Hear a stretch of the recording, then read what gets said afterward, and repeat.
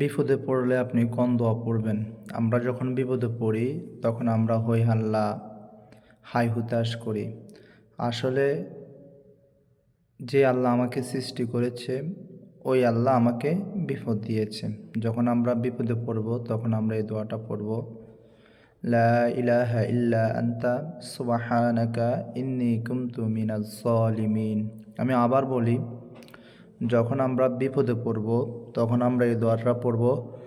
লা ইলাহা ইল্লা আনতা সুবহানাকা ইন্নী কুনতু মিনাজ জালিমিন। যদি কেউ না পারেন আমার কমেন্ট করবেন, আমি তাকে বাংলাটা লিখে দিব।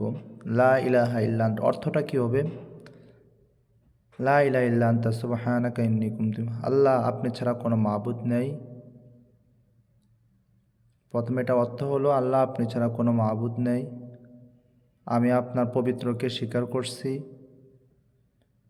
এবং আল্লাহ আমি জালেমদের অন্তর্ভুক্ত হয়ে গেছি।